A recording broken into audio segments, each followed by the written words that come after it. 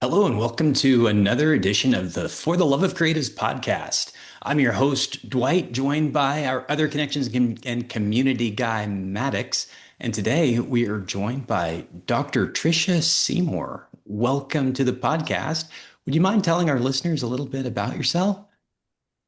Yeah, sure. Most of my life, I've been a psychotherapist and a holistic practitioner, mind, body, spirit. I think it's important that you include all of that when you're trying to be whole, right? When you're trying to heal. And I just got into art full time this year, actually. And so in spite of being a little more advanced in age, I am considered a emerging artist, which is kind of fun. Love to I get hear to that. play. It sounds amazing. I love that you have gotten to get to have a new beginning as an emerging artist. We normally have some kind of an origin story that starts way back with how someone got into what it is that they did. Is there anything like that for you? Any inklings way back when? Probably all of us have that, right? Oh, and by the way, just call me Tricia. It's okay. Thank you. Um, yeah, so I was blessed with the family that I grew up in.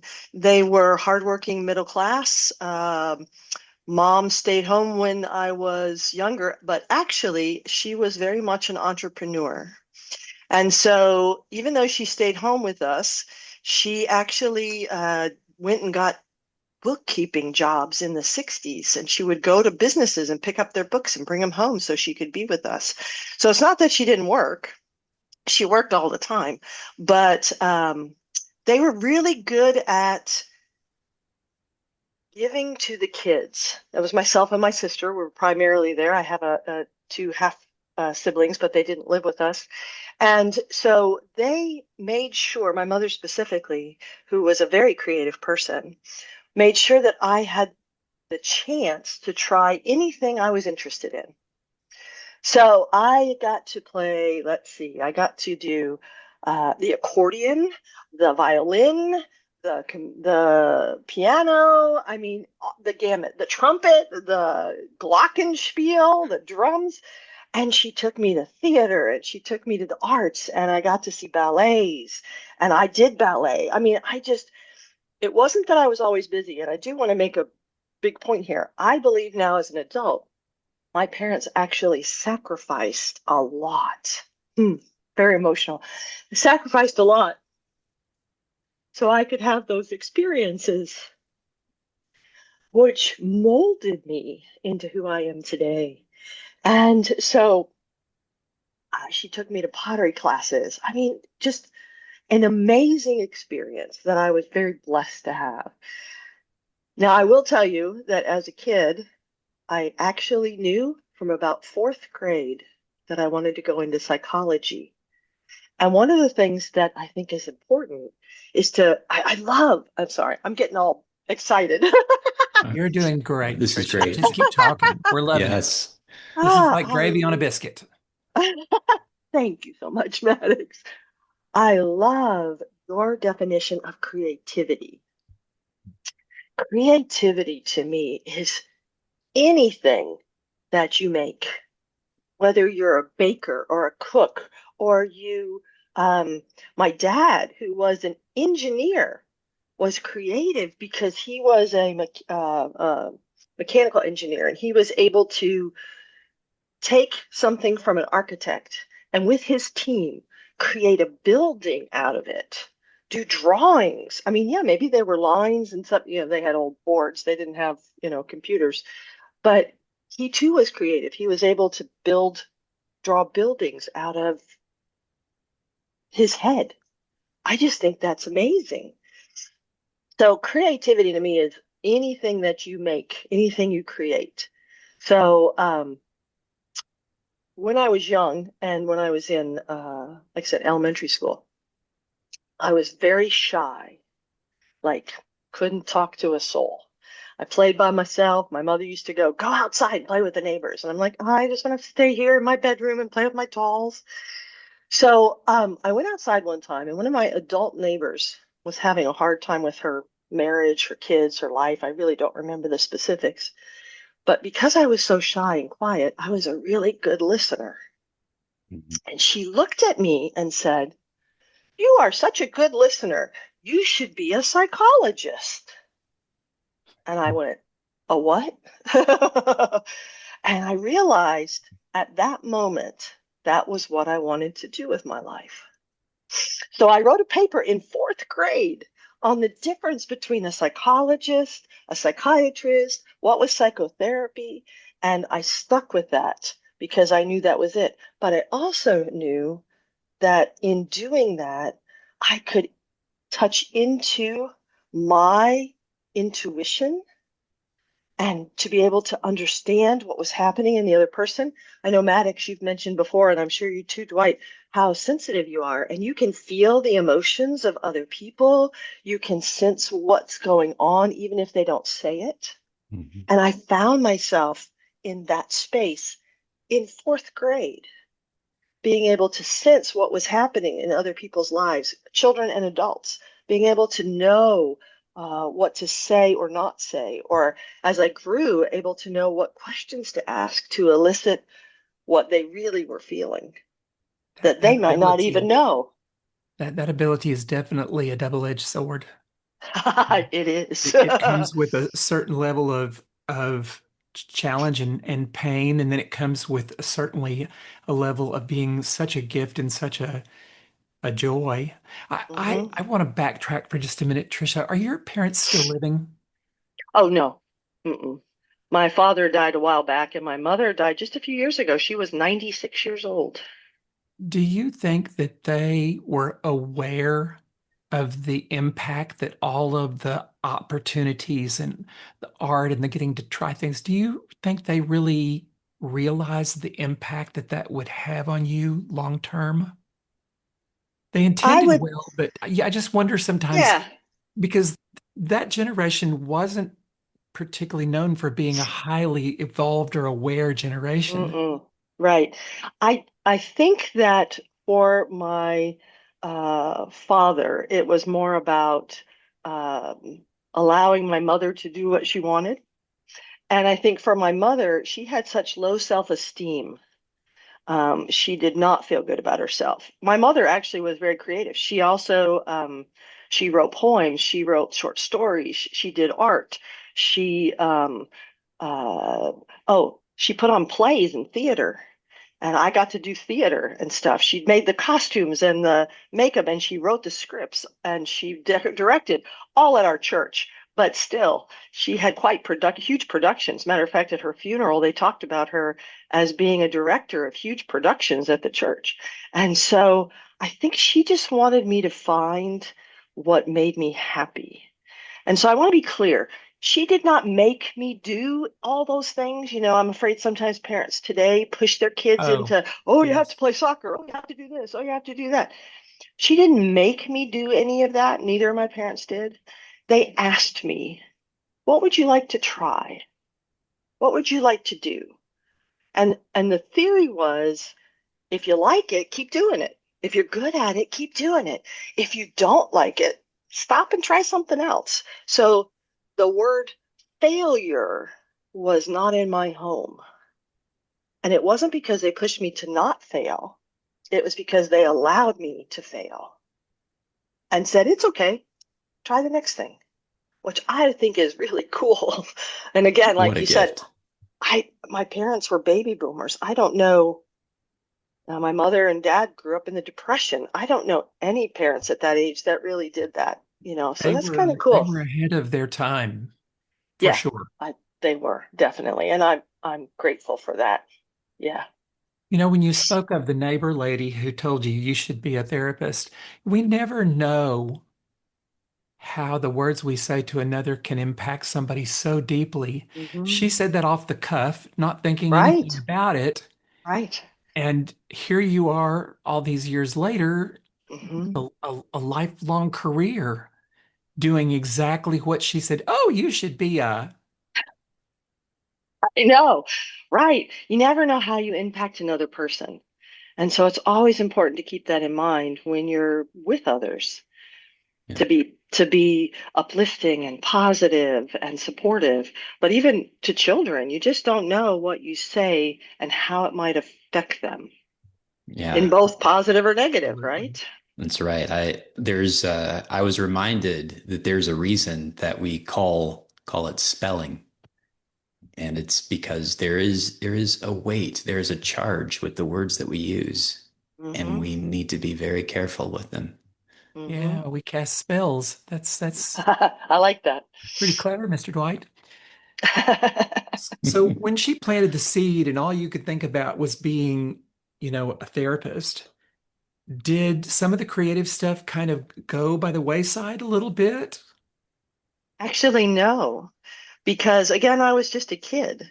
So what's interesting is that I had a best friend in elementary school. One, please hear that, right? Shy, introvert. And we're still connected today, which is kind of cool. She and I would perform plays at school for kids. I could be in front of people on a stage and do a part because it wasn't me. And I know a lot of theater people say that. But I would literally in elementary school, we actually got a couple other friends together and we did the Addams Family. And I wrote the script. I helped with the costumes. My mother, I'm sure, helped too. And the teachers let us go around from classroom. It's like October. Teachers let us go around from classroom to classroom to do this, little skit with my friends. So I was always still involved in the arts of some sort. In middle school, I was in singing. Not my best time, but I took singing lessons and that's not my thing. But I did theater, I did art, I did creative endeavors, partly because as an introvert, it allowed me to be myself. One of the things I learned later in psychology was the Myers-Briggs. Do you know that the test, the Hmm. Myers-Briggs personality Sure. test? Yeah, Hmm. yeah. So it defines introvert and extrovert really well. It says that an extrovert goes to a party, is loud, friendly, talking to everybody, and when they go home, they're jazzed, right? They're like, Yeah. I can't sleep. I'm so excited. An introvert goes to the party, may be able to hold the conversations and be outgoing and friendly, but when they go home, they are drained. They want to take a nap. So I learned how to be outgoing and friendly and hold conversations like this and put myself out there. But I have to have my alone time. And my alone time allowed me to get into my art, whatever that was at the time, whether it was coloring in a coloring book or creating my own stuff. I still very much was involved with the arts of all kinds. I love music. I don't play anything particular. That really wasn't my forte, in spite of trying all those things. It really was more um, an appreciation for music and what music brings to our lives, um, an appreciation for art and what it brings to our lives. And in both cases, the emotions that the art can elicit and the emotions music elicits and theater and just all of that in a good book or a poem. I think I carried all, because I got that so young, I carried that all through my life. I love seeing when people are successful because they created something. Other people are, like, oh, I don't like that Jeff Bezos, or oh, I don't like that person because they have money, or I don't like, I'm like, congratulations, way to go. You made something out of nothing. Oh my word, that's amazing. And so I think being able to be in that space makes a huge difference. And a lot of that comes from my mother and my childhood. I can see how there's that love of music has carried forward in all the things that you've done. I mean, the beautiful piece behind you, that's the one that was featured I'll in Times move. Square. Yes, uh-huh. It I, was on a billboard right in Times Square, right down the street from the Disney shop. So prime location. And it was there's a gallery in New York that put it up. I didn't put it up myself. Well, it's a beautiful testament to how there's such a blending of different textures and different colors and just different ways that you can have a chorus of different energies fusing. Mhm, And I dare say that I can see the influence of all of the creative things that you got into mhm. before it. Thanks. Yes. Sometimes I think it's kind of a just mashed up mess, but then I look at it and go, "Oh, I really like that." I think it's interesting how I too am an emerging artist. And I always listen to artists talk about, the painting that they're referring to and how they dug down into the depths of their soul and poured out on the canvas. And I always giggle, I just say, no, for me, I'm just a child smearing pretty colors on the surface. There's none of that's present for me. But what I have discovered now, after painting for a while, going back and sitting with and reflecting with my pieces, they tell a story about they tell two stories. They tell a story about who I am overall, Mhm. and then they tell a story about what was going on inside of me when I painted that piece. And I'm delighted with the way that unfolded because if I'm going to have to sit here and stew in some kind of feelings to put it out on the canvas, Mhm. that just didn't appeal to me even a little bit. No. I literally just want to have fun like a child. I just want to make Yes. something pretty and play. And Yeah. and then to later discover that there I am. I mean, there I am. It told a whole story about me. It was just fascinating to me. Do you find that to be true when you look into that piece behind you? Um, I think there are. So let me get my words together. I think there are two ways that abstract, specifically artists work. Now, again, people who are doing portraits and things like that will have a different story. But when it comes to abstract art, I think sometimes it is what you said. They dig down, or it's emotions, or it's something from within, or it's part of their where they were at the moment. And I have some of that art, so I do understand completely where I am moving to. So again, realize like you, I'm new at putting all this together. So I've done a lot of play. I love that. I love play. I've done a lot of play with my art. Some of it's just because I felt like doing it, right? It's just fun. But I had somebody once make the comment that my art looks like it's received rather than directed. You channel it, in other words. Yes. And what I find is that when I'm in the flow of source, spirit, God, whatever you want to call it, universe, when I'm in that flow of energy and I'm in a really centered, good space, I get flashes in my head. I attempt to put them on a canvas. I see new things to add. It just happens. I actually call myself an intuitive alchemist because Love alchemy, that. although we think of it about as gold, right? Alchemy is taking something and making it something else, Yes. Base metal and turning it into something precious. right? So an empty canvas and turning it into something that I love. And so um, intuitive because it does just kind of show up. Now, I'm I may have the stencil or I may know what it is I needed to buy or the spray paint or the colors, but they too just kind of go, "Ooh, try this. Ooh, how about that? Oh, that would look good. Let's do that." It's really kind of that play you were talking It's about. It's very much more, intuitive. yeah, much more just happens. It's more like I'm receiving what to put on the canvas rather than my brain thinking what should be on the canvas. I ride the fence some. There are days Yeah. when I'm just like, it just flows out and I just let it be what it Mhm. is. And then there are days where I'm like thinking I have to figure it out. And I vacillate back and forth. And even though I know it's turns out so much better and is so much more enjoyable when I just don't try to figure it out first, Right. my mind, you know, I was a career hairdresser and makeup artist Right. for 40 years. And so I'm Hmm. geared towards having an end result. And that's, I want to do it the opposite way now, but it's hard. But I love the way Hmm. you describe that. I'm a firm believer that through our connection to the infinite, we can channel all kinds of things. Hmm. Hmm.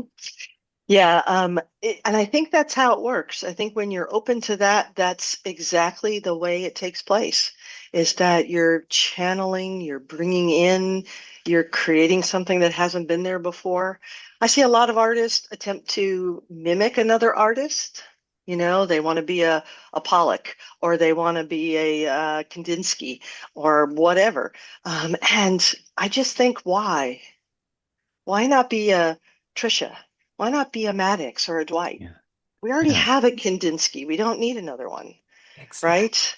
And so the good and the bad. The good is I feel good about my art. The bad is sometimes galleries and things are looking for something specific that fits their model or that they're used to seeing. I am not trained as an artist. I did not go to college to be an artist. I don't have a degree in art.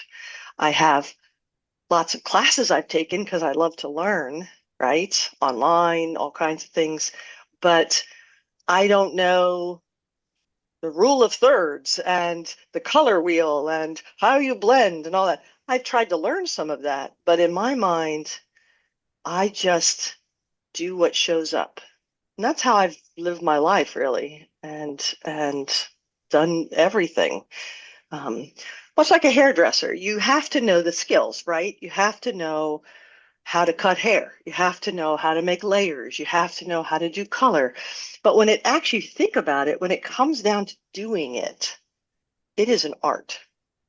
Oh, Right. yes, absolutely. The It Yeah. when because I was doing makeup, the face was my canvas. exactly, it's actually an art.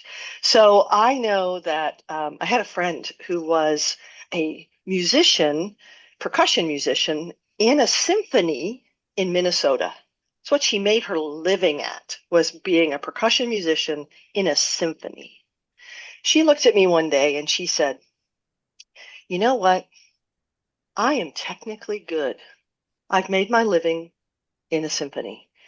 I can play anything, but I am not a virtuoso." And I said, "What?" And she said, "There are some people who just get it." Hmm. And I'm going to tell you, in all the creative arts, you have that, right? You have tons of actors, and then you have those that get it. You have tons of hairdressers, and you have those that get it. You have tons of artists, and you have those that feel it, musicians, right? And so I think that's the difference is when you are able to get yourself into that flow state, you're more of a virtuoso than a Yeah. technical whatever. Right. Yes. You're, And that makes me want to back up for a second to what you said about not being trained as an artist, not having an art degree. My experience with all the people that Dwight and I interact with, all the podcast guests, all the people that we have been to gallery openings to see their art and listen to them speak, we meet a lot of artists. And I would say there's probably not a big percentage of them that are classically trained. Mhm. Most of us, most of us, I would say, are probably like you and I. We're emerging and we're self-taught. Hmm. Hmm. and I would dare say that even among those who were classically trained, they got to have further awakenings. They got Right. to make it beyond just doing what it was that was viable for a career, and they got to speak to a part of themselves that was a yearning to see what was beyond the rules, what was beyond all those elements. And to what you were saying about there being those that can be technically proficient, like your friend in Minnesota, who's, Hmm. for all intents and purposes, a professional musician, a Right. a Yes. percussionist who has been able to make a career. But Hmm. there would be someone that would be able to feel it that maybe never had a formal class. Right. Or I think of people that defy the imagination, like Prince, who was known for playing every single instrument and singing every track on some of his earlier albums, and it would go on forever. Or I had the good fortune of going to St. Petersburg, Florida, and going to the Dali Museum and being Hmm. shocked that, oh wait, all of the pieces that we know are attributed to him are just a fraction of what it was that was his range, and he could pretty Hmm. much do anything he put his mind to. Hmm. Right. It's mind-numbing. When I Right. was Right. when I was in high school, I was in the choir, and there was a fellow student my age, a black kid, who had never had a piano lesson in his life, did not Hmm. read music, Hmm. and could beat those ivories in a way that you couldn't even imagine. We recorded an album my senior year, professionally recorded an album, and one of the songs we sang, we did some classical stuff, but one of the songs we sang was strumming my pain, strumming my Hmm. Hmm. strumming my pain. No, no, no, no. You know what I'm talking about. I can't think of the name of it. Killing Me And Softly. he played the Killing me piano. softly. Right. Yeah, yes, Killing Me Softly. He played the piano for that piece on the recording, Oh, wow. and it was absolutely stunning what he could do. Huh. Yeah. Uh, there's pros and cons. Obviously, I have doctorate degrees, so education's important to me. And I know that even in my hobbies or even in my art, like I said, I'll go watch, I'll go to the University of YouTube. I'll watch videos or I'll take classes by other artists that I like or like their style or whatever. But I think the ability to think outside the box is what makes someone go the next step. I think too often education creates a box and people stay in it. And Yes. when you are able to, even if you have the education, if you're able to move beyond what you were taught, I think that makes a difference. And I agree. And some people just have the gene, the knack, the I don't know, that they have that intuition that says, I know how to do that, even though I've never studied music, like you were just saying, Maddox, right? Exactly. So this begs a question because I've experienced this myself. I've known others that have. You came into the world with the gift of being an amazing listener. Nobody needed to teach you how to do that. You didn't need any training. You knew how to listen in a really very special way. Was there ever a time in your training, your education, where it felt like they were trying to teach you something that felt counter to what you just innately knew how to do? Did it feel like, okay, if I listen to this, it's going to likely screw up what I already do so well? And did that ever present itself in any shape, form, or fashion? I'm going to take what you just asked and move it just a little bit, if that's okay, to Sure. tell you a story that did affect me in a way that was very profound. So, again, I'm not dissing education. I think Oh, no. education is No, no, very no. good. Yes. But as you just heard, I knew you're going to make me cry again. Is that your goal? I think that's your goal. Um, I mentioned sensitive. um, I knew I wanted to go into psychology, and I had done enough research by the time I was in high school. Please realize I'm old, so there were no computers. So this all had to happen at libraries, those things that we still have, sort of. Um, I knew what it took to be in the field of psychology. I knew you had to have a doctorate degree. I knew that. I knew that was a lot of education. But even in elementary school, I was in the slow reader class. I was in the slow math class. I was not the AP advanced student. I was good to make B's and C's. My parents were great with that. They were just thrilled I was passing classes. But I had to read things 3 and 4 times. I would never read out loud in class. That was awful. In high school, they do a lot of testing. They never tested me for a disability. They tested me for my intellect and what I could accomplish. So they always kept telling me that I needed these special classes because I would fail every big test they would give me. So all of your, even the SATs and ACTs later in life, it was a struggle for me, and I didn't do well. My high school guidance counselor, because of some testing that had been done to see how I was going to do, called me into his office.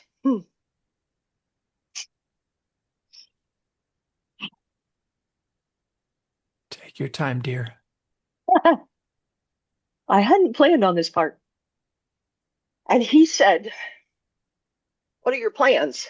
And I said, "Well, I got to go to college, right? I'm going to be a psychotherapist. I got to go to college." So he looked at me in all seriousness and he said, "You are not smart enough to go to college.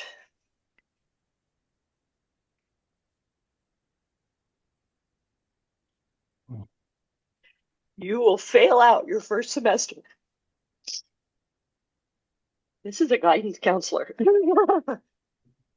It's awful. He said, "You need to lower your standards. You need to look at trade school because you won't make it in college." He says, "There's a lot of reading and you're not a good reader. So give up that thought and let me give you some information about trade school." Obviously, I was devastated.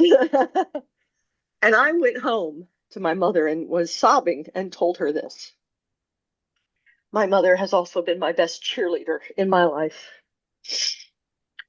She immediately ran over to the high school, went to the principal, informed him this was not okay. I was not there, so I don't know exactly what she said. She told the guidance counselor he didn't get fired, but it was definitely a turning moment for me. And my mother looked at me and said those same words she had said before. "You go to college. You do whatever it is you feel drawn to do. If you fail out, it just means it wasn't for you. It's really not failure. It's just an experience." So I Right. did go to college. I had to get in as a I don't remember what they call it, but where you are sort of on like probation, a probationary student, because my test scores were so bad. And I struggled because I still had no idea why I was such a poor reader. So I had to read things 2 and 3 times. If the tests were on the lecture, I always went to lectures. Everybody else is like, "I just skip the lecture and read the book." I'm like, if the tests are on the lecture, I'll pass, because I became a very good auditory learner, which then helped me later as a psychotherapist, right? So I had a mind like a trap. If you said it to me, I remembered. If I heard it in the lecture, I got it. If I had to read it, I probably wouldn't. It wasn't until, so I did graduate, not great grades, probably mostly C's and B's, as I'd always been doing. I did get into a master's program, and my master's program I got into again as a probationary because my grades weren't that good, and my test scores, all those test scores for grad school were awful because I couldn't do it. I get too stressed, I get too flustered. I still am not good at those big standardized tests. I was in my master's degree, so please hear, not a kid anymore. I met a young man in my master's degree who had been tested as a child for ADHD and dyslexia. He explained to me what the dyslexia was. I didn't have ADHD, but he explained to me what dyslexia was. And I realized that's what I had.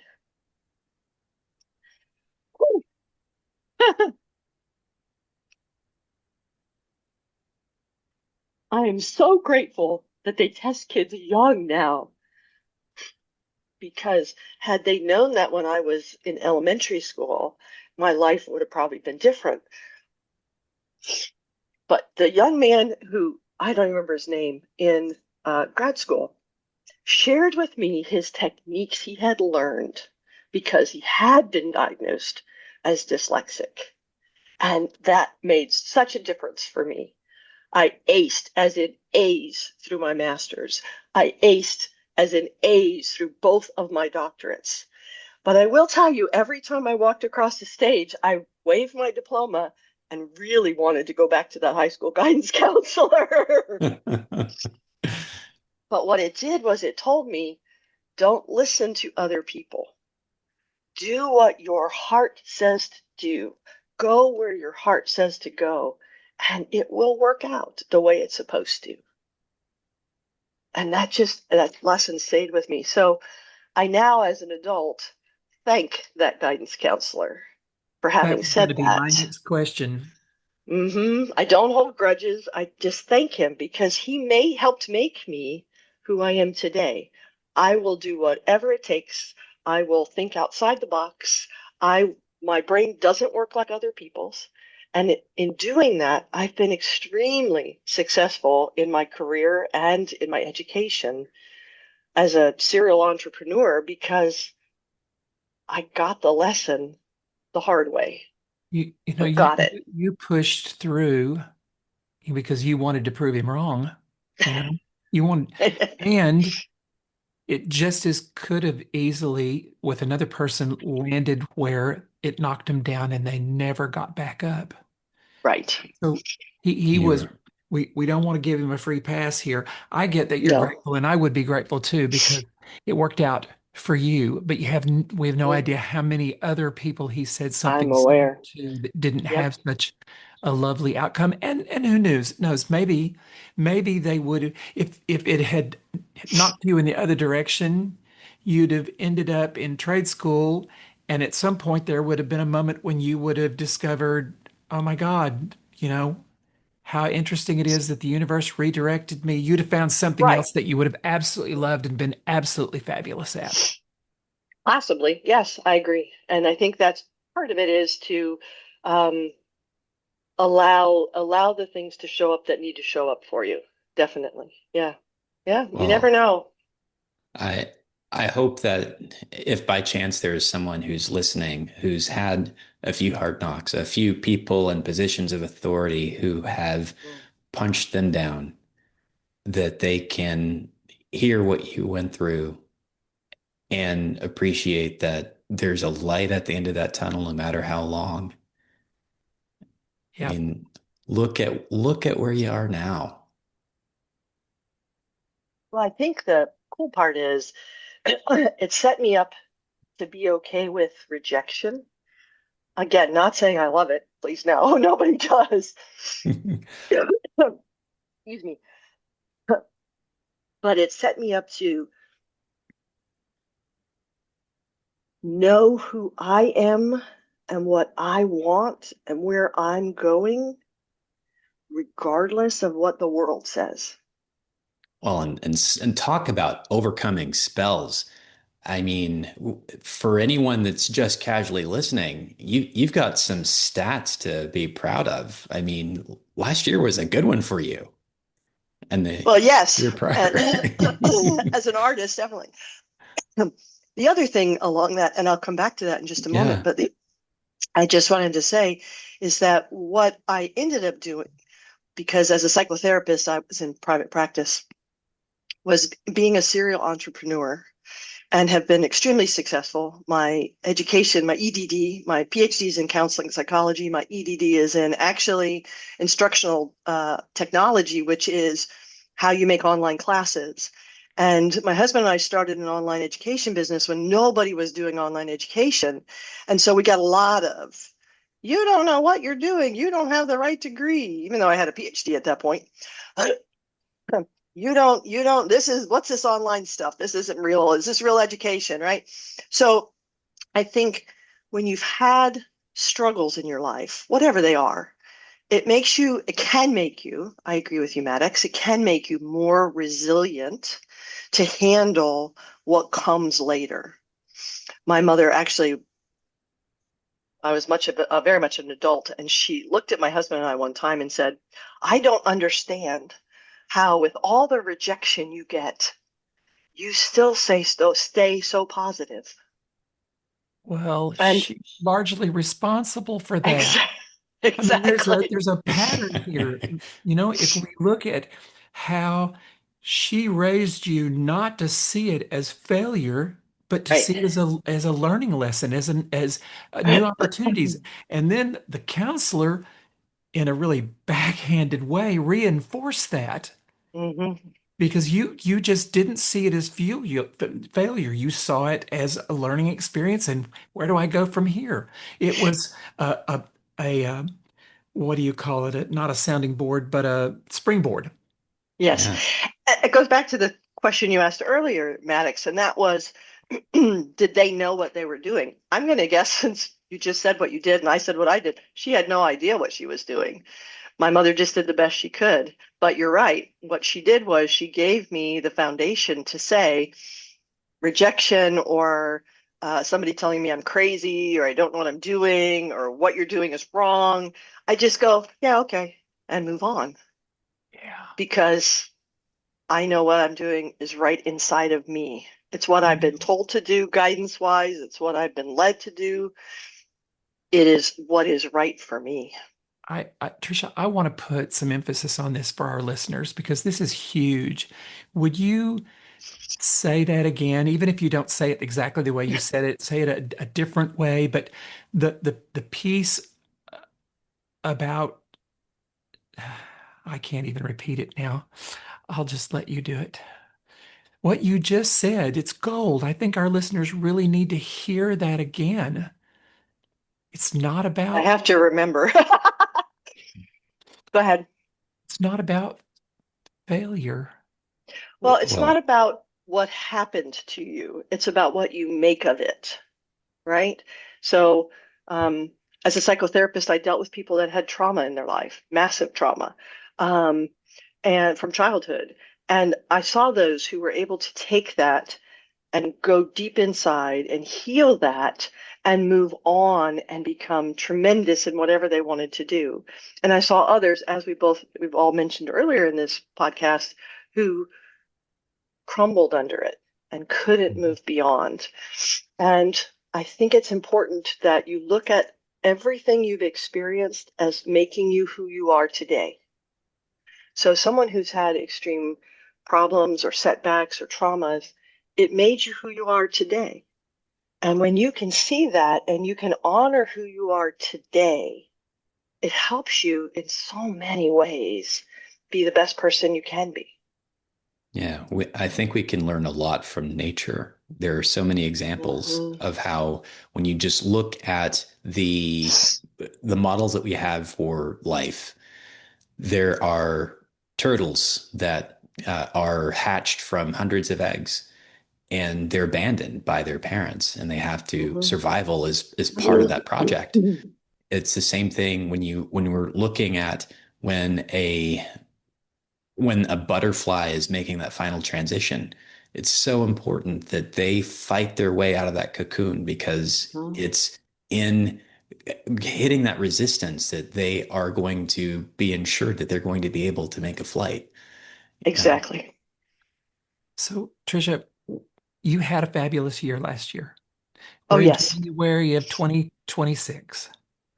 And what got you there, we've all heard this, what got you there Hmm. won't got you here, won't get you there because you're an emerging artist. You have a whole new set of goals and a whole new set of aspirations. Who will you need to become to take it to that next level? Who will you need to become in here? Not the external stuff, but the internal stuff. I think that the biggest shift for me is similar to what you were saying with your hairdressing. It's getting that mindset where it's okay to play, it's okay to be creative, it's okay to not know what's next, to try lots of different things. It puts you back, as an emerging artist, it's put me back in the basics in terms of the art itself. The art itself, I've had to go back and go, huh, well, I like that color. Well, I like that color. Well, that color's not my palette. I've tried different types of things. I started out doing more because it was my wheelhouse psychology. I started out doing more pictures that were a little more related to emotions. And then I went to oh, I have a show that needs flowers, so I can now make some flowers. So I think it's a evolution internally to find what it is that I feel is me in this new skin called artist, this new genre called artist, and figuring out what it is that really brings me joy to see on the canvas, what it is that brings me um, back to myself and that creativity. I have the entrepreneurial part, and that's part of why I was successful, I think, last year, was I knew what to do as an entrepreneur, be in shows, get press, be on podcasts, do stuff that needs to, get my name out there, my art out there. But I'm still in that space of what is it that is me 100%? What am I really intuitively bringing in? And being in that space is where I have to sit. As an entrepreneur, I'm used to go, go, go, do, have a schedule. I got this meeting, that meeting. I need to go contact this person. And so to sit back and to not feel that level of pressure related to my art, I think that's probably where I'm headed. You know, Uh, I have developed a little sentence prompt that I use to do exactly what you're saying right now. And that is when I sit down, I ask the question, wonder what would happen if I, Hmm, I like that. and it's all about exploration. I wonder what will happen if Hmm. I, doesn't matter what it is, what Hmm. the end of that sentence is, but wonder what would happen if I use this medium, or mhm. Hmm. what would happen if I mixed some glitter in my paint, or because there's endless what ifs. As an artist, there is never any time when you will have explored and experimented with everything that could possibly be done with all of the things that are in front of you. So there's this never ending. What might happen if I? Yeah. I love that. That's exactly what I do. Yeah. Go ahead, I Dwight. I love the way that you have expressed perfectly how with that entrepreneurial energy, it's a reflection of what's demanded of us constantly. I mean, we are expected to just do and give and keep going. And it sounds like what you found in your art is something that forces you to get quiet, go deep within, Hmm. and be fully present with who it is that you are, discover yourself, and really lean into that. And I can't help but have this sense that the more that you're able to discover the depth of who you are, the more it's going to take care of all of those things that bring the external rewards. I love that. That's exactly right. I do meditate. I do sit quietly. I use music a lot of times to help with kind of centering. Um, and I think that makes a huge difference when I'm able to let go of that. We'll call it left brain. When I'm able to let go of that, is it right? Is it done? Is it not done? Right? And I more intuitively see what to do. And so you're exactly right, Dwight. I think that's where I am and where I'm moving more to in my art. It's beautiful. What a treat this has been. I just didn't know we were going to get to go that deep, and how fabulous was that? I just wanted to, Trisha, I want to acknowledge you for just being so authentic and so vulnerable today. It just opens, I that is a superpower, I think. It's certainly Yeah. my superpower. And I want to thank you in advance for the person that's listening Mhm. to this now that needs to hear this, needs this validation. It's the kind of thing that makes up for the slights that come from people who should have known better, that were in a Yeah. position to lift them up, that tore them down. Hmm. Hmm. Yeah. Well, and I think it comes back to yourself too, and especially as an adult, we can continue to blame other people for where we are or the hardships or what we've had to endure, or we can dig deep inside and go, I am a good person. I know inside of myself, I have the ability to do whatever it is that I want to do. And really, the more wins you get, the more you believe that, right? The more in art, the more galleries that say yes, the more shows that happen, the more things that take place. I will tell you one of the things that I did during right after COVID, it was still kind of COVID-y,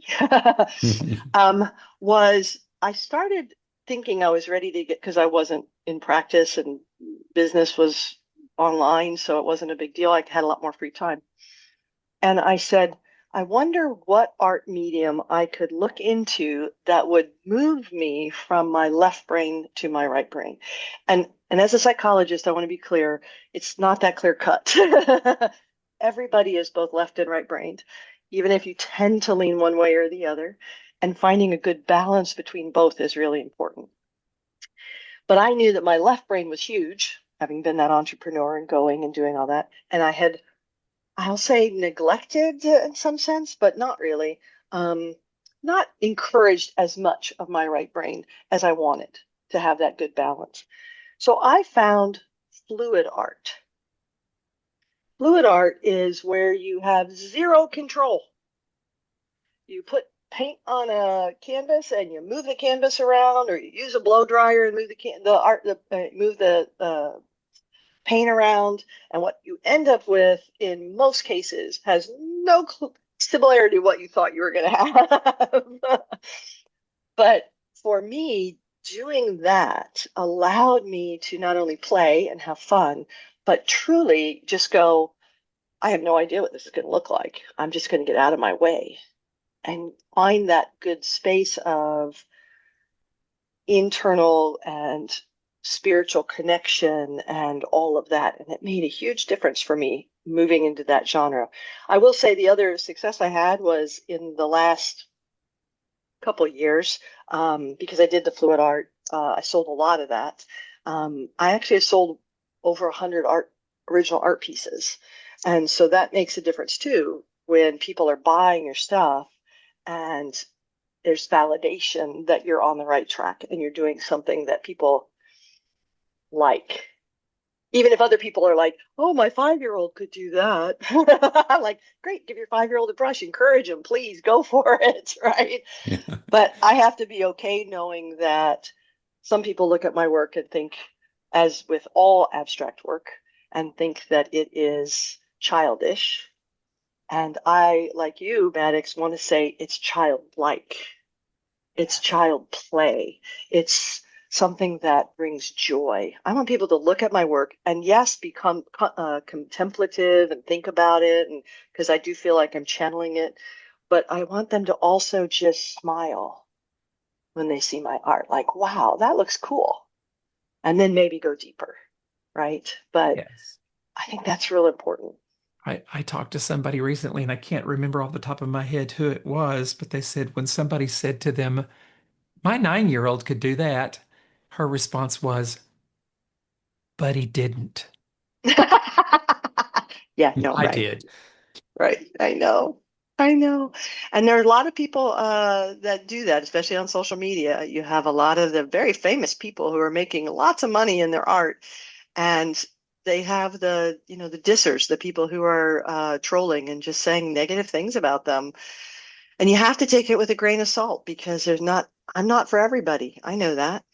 Yeah. I don't know about you guys, but I dated a lot before I got married, before I found my person, right? I Yes. dated a lot before I found my person. I'm not for everybody. I'm not for everybody. And my stuff is not for everybody. And Yeah, so you got to be okay with that. you do. I agree Yeah. completely. What a great point in life and in art. You got to be okay with that. hmm hmm Yeah. So I just find that when I can move to that space of receiving, when I can move to that space of opening, that I personally love my own art even more. whether anybody else thinks it's good. Like you guys, I have a lot of my art around my house because I liked it so much. I might have put it in a show, but I'm like, I don't really want to sell that. I like that. I'm going to keep One, one, that.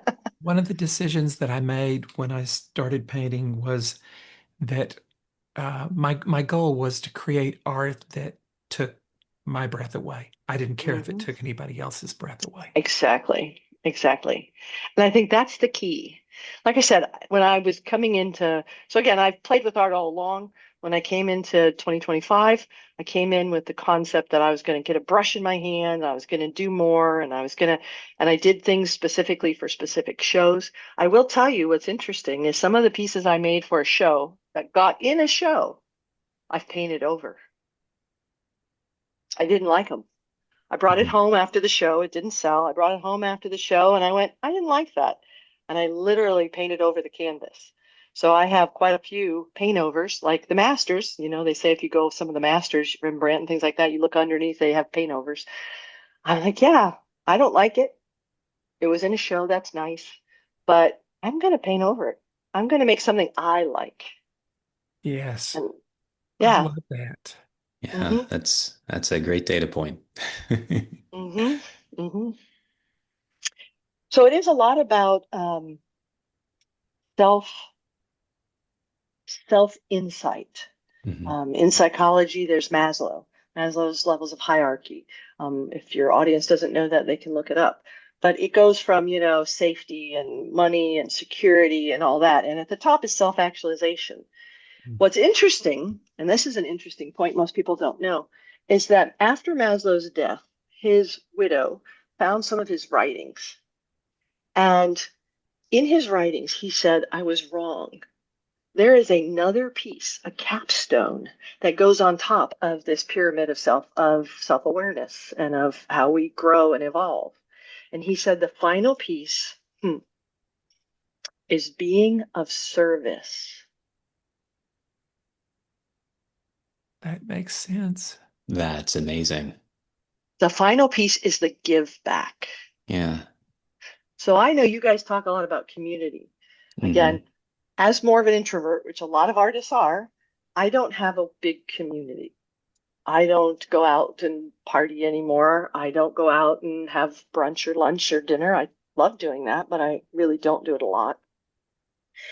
But what I do find is when I find another person, in this case, an artist, that I can lift up, I do that. So whether that's just telling them how much you appreciate their art or what you see in their art, I have a young lady who is friended me through one of the organizations that we're involved with, and um, her art is not mine, and my art is not hers, but I can appreciate her talent. It's amazing. And so when I see a show that I think she'll go well with, I text her, hey, here's a show. Why don't you go apply for this? It may not even be a show I'm applying for, and it may be a show I applied for. So she's doing the same thing. She asked me about how to improve her social media. I gave her some advice. All very natural conversation, all not being charged anything. I've mentored a lot of people over my career in all my different endeavors, from I'm a supervisor in psychology or anything like that. But I just find that giving back with nothing expected coming to me just helps me be in such a nice space. You, you And you have what's yeah, called a servant's heart. yes. I have a servant's heart, Hmm. and I've been aware Right. of that. I don't think I was aware of it as a child, but it was present as a child. Sure. Hmm. I can look back and see now as early as 13, people were coming to me, adults were coming to me to share their problems with me. Hmm. Hmm. And I was only Hmm. 13 years old. Right. Yeah. And that give back is part of what we have to get to, where it's Hmm. not all about me. Right. And How can I be of help? it's telling that a lot of the oldest traditions knew that early on as Hmm. the basis of their teachings. I think that there's a great deal of rediscovering of it. I remember that was one of the big takeaways from Jay Shetty's Think Like a Monk. Um, it's coming back to revisit us quite a bit, and I think that people need to hear that if you're feeling empty, the all the things Madison Avenue is trying to sell you aren't going to fill that hole, but Right. you just need to give back. Hmm. Definitely. It makes a difference in life. And it doesn't have to be big. I think that's the thing that we miss. We're Mm, like, well, I don't have a lot of money. I can't donate. Well, I don't have a lot of time. I can't volunteer. I was doing corporate training and traveling all over the world, which was fun. Um, and I remember going to a counter of a car place, right? I was going to go rent a car. hmm And the young lady behind the counter was having a very hard time. Nothing was working. The customer right before me was extremely rude. I mean, literally, she was just beside herself. She was having a hard time. There was nobody else at the counter, and there was a line, and she was freaking out. I got up to the counter and I looked at her and I said, "You've got this. Yeah. Take a deep breath. You're doing great." And she started crying. And she said, "I was about to give my notice when my shift was over because I didn't think I could do this. Thank you so much for saying that." I said, "Just breathe. Just breathe. You're okay. You've got this." And she did that. And she smiled. And I don't know what happened to her. It's a chance pass in an airport, right? But if I see a bathroom at an airport or a restaurant that's really clean and the person's in there that's cleaning it, I tell them thank you. Yeah. I mean, those little things, you never know how much difference you're going to make in somebody's life. And that to me is being of service and having that servant mind all the time. It's not about a specific action that I donated so much or I did this or I volunteer or any of that. It's that mindset of giving back every day with everybody you meet, helping them have a better day. That's that servant mindset that I think is so And then important and helps you too. yes, in turn, it comes back to you. So there's a lot of incentive, not because it's you get a return, but Oh, because no. no, it's not that. It just I'm a big believer in karma. What goes around comes around. What Right. you put out into the world comes back to you. Yes, it does.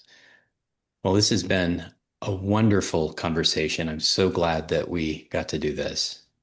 Thank you. This has been great. It has been delightful. I so enjoyed this. Well, I appreciate you guys doing this podcast and allowing me to be on here. I think what you're doing is wonderful, and that just keep going. Uh, you're going to make the difference in other people's lives by having on guests and by sharing what you do and who you are and what you have to offer to creatives in all industries and people in general. Thank you, So thank Trisha. you. We appreciate that very much.